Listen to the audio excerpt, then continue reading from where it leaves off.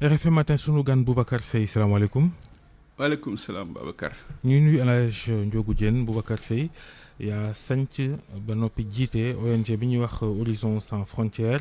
fan yi nag dañoo gis ni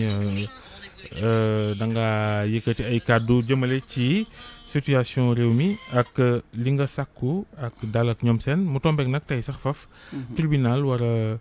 wala boog juge yi war a jàkkaarloog Guy Marius Sagna ak ñeneen ñi jàppandoo ca coowal Ousmane Sonko bi mu dooree loola loo cay séntu tey. waa kañ Babacar balaa may commencer dama doon ñaan rek 1 minute puisque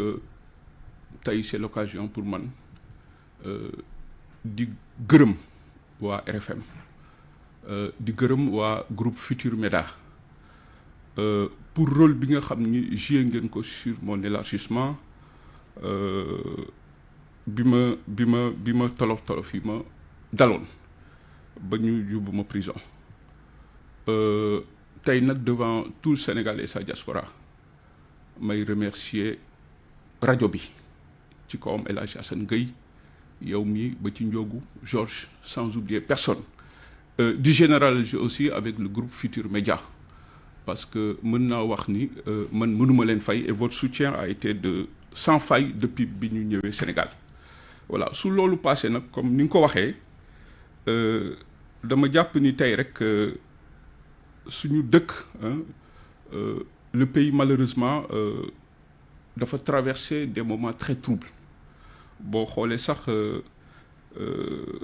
ba léegi tey boo génnee di nga gis les cendres de l'explosion sociale bi nga xam ni moo secoué Sénégal loolu moo tax ñun ñu jël suñu bâton de pèlerin pour ne il faut que ñu taxaw waxtaan woote jàmm parce que soo xoolee le 8 mars le président de la République dafa def un discours d'apaisement tey ñun ñu koy tendre la main sur ce discours-là moo tax tey ñu ne Sénégalais yi war nañoo mën a toog juboo puisque boo dégloo fan yële passé dañu wax ni des forces occultes se seraient introduites même dit-on du côté de l'État donc tey dama wax ni tey donc y a une question de sécurité nationale qui se pose de ce fait tey force sénégalais yi yëpp nag ku nekk foo mënti nekk ci àddina war na ñoo mënoon toog pour faire face aux défis qui nous attendent parce que tey nag dama wax ni les enjeux sont énormes jàmm boobu ngay wax jàmm googu pour mu am lan la ñu war a def ba jàmm ba mu ñëw waaw jéem a juboo xoolaat suñu biir parce que ñunu neen la xam nga dama ciy waxtaan ak ñi nga xam ni maa ngi interpellé ñi gën a jege sax le président de la République am naa ci ay xarit ku mel ni Maodo Malick Mbaye dama ciy waxtaan ak moom ñoom ñi jege président bi je crois que tey c'est l'occasion xam nga maa ngi bind sax benn bataaxal démb bu may tudd le journaliste et consultant Adama Gaye parce que tey dama jàpp ni ñëpp dañu war a toog pour ñu tegaat beneen pacte social boo xam ni ku nekk da nga ci gis sa bopp dans le respect des règles édictées par la Constitution ñëpp toog chefs religieux yi commencé woon nañu il faut appeler les Sénégalais il faut appeler les fils de la diaspora ñu toog pour que situation bi ñu nekk nii ñu jéem ko dépasser il faudrait de la hauteur et un esprit de dépassement parce que li xew nii Sénégal damay wax ni ça n'honore pas le Sénégal moo tax may ñaan l'unité nationale aujourd'hui il faut que ñu toog pour faire face aux défis parce que y a mbas mi mais en même temps Boubacar Seye jàmm moo gën lépp waaye itam est-ce que wenn taxawaay wi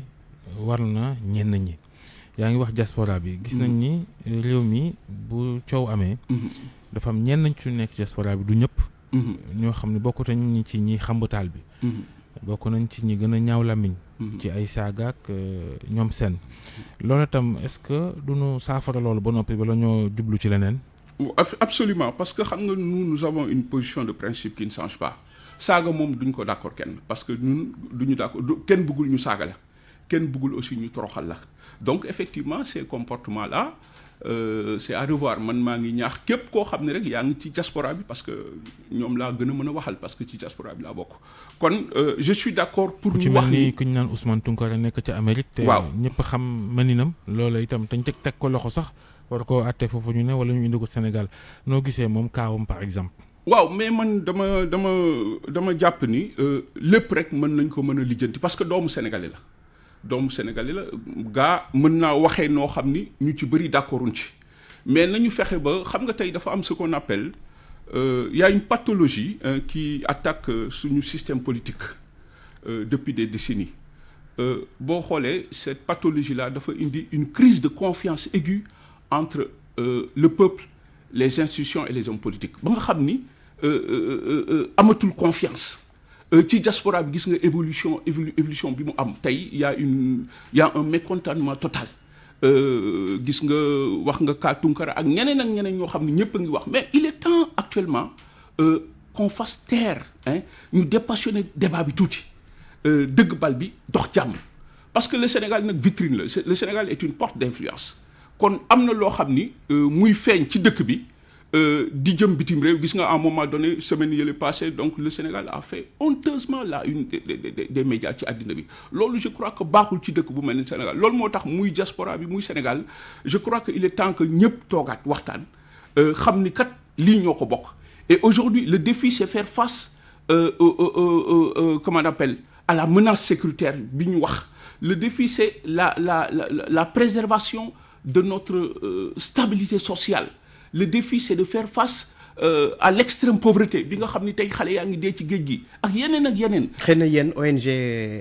Horizon Sans Frontières am ngeen ci rôle bu mag bu ngeen ci war a jouer xam leen ne ñoom dante bitim réew lañu nekk waaye ay doomu réew leen mi war nañu def lépp loo xam te ne day indi jàmm ci réew mi parce que bu ñu nekkee foofu di saaga yaakaar ne xëy na ils sont protégés demewu ni dëgg la gis nañ fi ay nit ñu saaga ñu jëli leen indi. dëgg la saaga yi moom comme ni ma ko waxee rek ñun duñ ci d'accord duñu saaga kenn mën nañoo wax li ñu naqari quand même dans le respect de tout le monde saaga bañ a am wax bu ñagas bañ ci am ñu xam ni ñun ñëpp a bokk Sénégal nañu ànd defar loolu moo tax tey man mënuma lu dul woote à l'union ñun ñëpp ñu ànd nekk benn que le Sénégal puisse quand même se réconcilier avec sa diaspora tey am na leen loo xam ni tam waras na ci defuk njàngat mooy bi fi li fi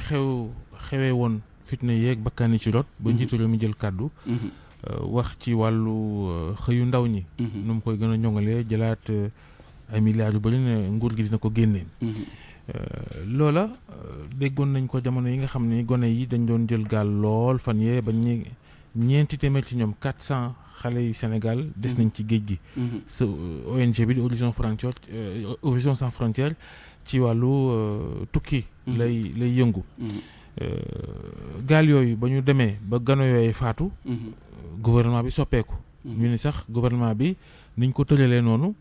fexe ba saafara tawatu ndaw yi moo ko tax a jóg ba ñu créé ministère spécial artisanat ñoom seen ñu ni déete waaye émeute am ñu ni waaw dinañ génnewaat leneen defaat ko ci ndaw ñi noo gisee taxawaayu nguurug Sénégal ci yittey xale yi Sénégal waaw xam nga ak luy saafara ci sa gis-gis waaw li koy saafara tey je crois que situation bi ñu dund keroog c'est vrai que y avait quelques sorties tendancieuses qui réduisaient ces sorties-là de cette jeunesse ci un mouvement d'humeur je crois que nañu xoolaat loolu parce que il faut savoir décrypter ce message de cette jeunesse-là parce que tey je rappelle que dañu am une jeunesse internationale avec un degré de pénétration mobile supérieur à plus de 50%. loolu moo tax gisoo soo xoolee dans leur stratégie di nga ci gis yeneen innovation c'est une stratégie et des convictions désormais structurantes et structurées donc parce que tout simplement tey jeunesse bi ñu am dafa nekk une jeunesse très exigeante moo tax dañ leen war a déglu c'est une jeunesse qui a besoin de justice sociale d'équité et d'égalité dans l'employabilité c'est très important loolu moo tax ñun ñu doon xalaat comme ni nga ko waxee ñi dee mënul lu ñu la wax sax le chiffre en termes de valeur absolue c'est que des approximations maintenant pour loolu am nag il faut que ñu changer de paradigme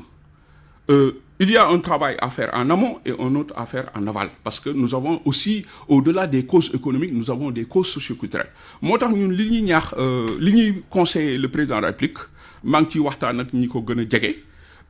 pour ñu digal ko mu teg aujourd'hui puisque la migration est transversale parce que dossier bi dafa laal fu nekk les enjeux sont sécuritaires il y a gis nga affaire u feebar bi aussi leneen nag leen lépp mu ngi si il y a toute une économie souterraine aujourd'hui qui génère beaucoup d'argent, trafic de drogue, trafic d'êtres humains, trafic d'organes ñu wax ni il faut que mu teg un ministère plein chargé des migrations internationales ou bien une agence autonome reliée directement à la présidence beneen bi ñi dee ci géej gi wax nga ko tey il faudra bien que le nombre en valeur absolue mën ko xam mais faire une cartographie des zones de vulnérabilité suñ ko defee ñu teg ay agence pour l'emploi agence yooyu dañ koy teg dans chaque secteur de localité bu nekk cette agence-là ça permettra de collecter des informations benn fiche technique la boo xam ni dañ koy remettre agence boobu maintenant au-delà des causes économiques il faudrait ce qu'on appelle aujourd'hui des ateliers de relecture de la perspective avec des outils d'aide à la prise de décision parce que migration tey dafa nekk une pathologie ñëpp la laal il faut que au niveau de cette jeunesse-là ñu créer un déclic pour que nit ñi mën a xam seen bopp mën a gëm seen bopp. parce que programme bu bees bi nguur gi tëral président annoncé ko 350 milliards diiru ñetti at ndax yaakaar nga ne dina taw te ndaw ñi ba dootuñu jëli gaal di tayle seen bakkan ngi dem dugal. mais à condition que ñu changer de stratégie ñaata xaalis lañ fi dugal tey la wàllu gën a aay. moo tax nous sommes en train de donner d'autres pistes de solutions pour que président bi tenir compte ci facteurs yooyu parce que tey gis nga cette jeunesse-là il faut que dama wax ni sax dëkk bi il faudrait que ñu tabaxaat dëkk bi pour une restauration des valeurs et tabaxaat yeneen identité parce que il faudrait une reconstruction des identités parce que xale yi dañoo dem ba nga xam ne dañoo réer sur le plan historique xamuñu seen bopp yooyu yëpp tey c'est ay liggéey la ñu war a def en amont et en aval pour une relecture des perspectives parce que suñ ko defu rek xaalis yooyu yëpp boo xoolee du mujj fenn ñaata nit lañ fi financé ñu jël xaalis boobu dem tukkiwaat il faut que xale yi ñu gëm leen ni que l'avenir est ici il faut que Sénégal gën a mën a tegaat ay matuwaay pour la prise en charge de cette jeunesse-là il faut une relecture des perspectives j'insiste sur ça il faut que nit ñi delloo seen bopp ci yàlla parce que la notion de am-am la notion de tekki yooyu yëpp il faut que ñu xoolaat ko pour que ces jeunes-là puissent comprendre que l'avenir de l'Afrique c'est ici loolu nag il faudrait une vision novatrice il faudrait une vision humanitaire et altruiste pour les générations à venir loolu moo tax il est nécessaire aujourd'hui que ñu toog waxtaan on gagnerait en efficacité donc une réflexion approfondie pour des alternatives yi nga xam ni tey pour d'autres alternatives yi nga xam ni tey moom la jeunesse bi laaj il faut impérativement qu'on crée ce qu'on appelle les assises de l'emploi les assises de l'immigration parce que dossier bi moo transversal dafa laal fu nekk loolu nag tey li tax sax ma ci gën a insister wax nañu des forces vives je rappelle que le Sénégal tey dafay dugg dans une nouvelle ère géopolitique avec la découverte des hydrocarbures il y aura forcément un dumping migratoire et vu la position géopolitique et géostratégique du Sénégal damay wax ni 42% des migrations intra-africaines sont dirigées vers l'Afrique de l'Ouest et le Sénégal attire par sa stabilité donc il faudrait aujourd'hui ñu xam sur des questions sécuritaires parce que les enjeux sont sécuritaires il faudrait impérativement ce ministère-là pour xam ñi fiy fanaan ñi fiy ñëw loolu leen fi indi yooyu yëpp tey yooyu foofu moo am ay failles donc suñ ko rectifier di nga gis ni mettre encore l'accent sur beneen modèle économique qui puisse absorber aujourd'hui toutes ces problématiques. mais maintenant xale yi boo xoolee am na ñu am jom lool. xeebuñu dara waaye dafa am gone yuy xeeb itam yeggalewuñ seen jàng defuñu formation. bëgg a tekki itam naam bu ñu jàngul itam war nañ leen mën a jàppale. waaye est-ce que bu weesoo xale yi nga xam ne am nañ jom te jàpp ci dara ñeneen ñi nga xam ne tam dañuy séentu leen ba bëgg tukki wala jël gaal nu ñu war a waxee ak ñoom ba ñu gëm ni toog fii am dara mën naa nekk. loolu moo tax j'ai parlé dama wax tout à l'heure des ateliers de relecture de la perspective parce que tey xam nga tey le doute dafa perforer notre environnement socio-culturel ba nga xam ni xale yi gëmatuñu mën nañ tekk fii c'est là y a un problème parce que la notion de am la relation linéaire bi am entre am ak tekki dañ ko déformer xale yi il faut ñu xam ni àddina processus la dara tëbul sotti moo tax il faut que ñu delloo ci seen bopp j'ai parlé tout à l'heure de la restauration des valeurs de reconstruction des identités pour que nit ñi mën a xam seen bopp mën a gëm seen bopp parce que suñ ko def rek nous allons vers le chaos parce que nit ñi gëmatuñ ne mën nañ fi tekki il faut que nit ñi delloo seen bopp ci yàlla au niveau des familles moo tax nous avons lancé un programme qui s'appelle AISEC dans AISEC ay atelier la waxtaan imam bi dina toog famille toog parce que nous sommes tous impliqués nous sommes tous responsables dans ce dossier là bu loolu affaire nag nga xam ni dañuy wax ak xale yi parce que au-delà des causes économiques il y a les causes socioculturelles donc ce sont ces facteurs là nos pesanteurs là qu'il faut casser ba xale yi xam ni tey fii mën nañ fee tekki ba xale yi xam ni tey il faudrait ces révolutions épistémologiques socioculturelles pour ñu xam ne ay doomu réew mooy tax mais loolu nag il faut que njiitu réew mi le président de la République qu'il mette tout le monde dans une dynamique de travail xam nga li am léegi wàllum xeex mbëkk mi immigration clandestine ràññee na li ci wàllum xaalis bi ñu ci dugal financement yi gis nañu sax moo la indiloon ay jafe-jafe ba njàpp la xaalis bi Union européenne joxoon Sénégal fu xaalis bi di dugg ndax tey ba léegi loolu ngay wax maanaam xaalis bëri bu takk bi ñu ci dugal milliards yi fu mu jaar waaw mais justement gis nga le président République sax daf ni mujj fekk ci li ñuy wax parce que en réalité nous avons juste joué notre rôle de sensibilisation et d'alerte de veille sur des questions d'économie politique sur des questions d'intérêt national en ce qui concerne les fonds fiduciaires sur des questions de relations bilatérales entre le Sénégal ak institutions yi loolu la ñu posé dans notre mission de sensibilisation pour ne président bi yow kat ci li nga woote woon dans le cadre de la gestion vertueuse mais xale yaa ngi gën a dee donc est-ce qu'il va pas falloir ñu xool xaalis boobu ñuy dugal Sénégal fu mu dugg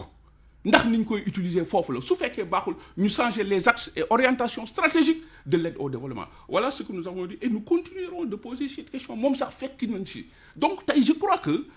gis nga tey jii il est impératif aujourd'hui vu les enjeux vu li fi xew keroog pour mu bañ a je rappelle que le Sénégal nekkul une terre de révolution mais c'est une terre de révolution de progression d'évolution de progression mais bu dul ànd ak violence le Sénégal n'est pas un pays à genoux c'est un pays résilient donc il est bon que tey vu li fi am nii ñëpp toogaat ñu tabaxaat avec des compétences avec de l'expertise parce que nag l'ère post-coronavirus tey li xew nii war nañu mën a pousser qu'on fasse avancer la grille de réflexion vers un Sénégal post-coronavirus parce que gis nga tey la notion d'interdépendance de mondialisation la mondialisation yooyu yëpp ils ont pris un coup et le coronavirus risque de marquer la décennie 2020-2030 il faut que ñu fagaru il faut que tey ñu tabaxaat ba nga xam ni tey quelle est la préoccupation des Sénégalais ñu xoolaat tey mooy lekk mooy faju mooy jàng problème yooyu ñu mën ko régler aujourd'hui nous avons tout regardez xoolal avec les vaccinations et pourtant l'Afrique ne propose rien ñu ngi xaar ñu joxuñu kon tey xoolal Sénégal li fi am la médecine les médecins la médecine traditionnelle ñooñu ñëpp tey suñu boole woon damay jàpp ni war nañu mën a proposer dara gis nga dama wax ni dans un pays comme le Sénégal nañu fexe ba après ñu tabax fi ñaari ministère de la santé benn chargé des infrastructures benn bi chargé de la recherche. jërëjëf Boubacar Seye njiital Horizon Sans Frontières di Falaaj Ndiogu jaa ngeen jëf mbokk yi ñu delloo kàddu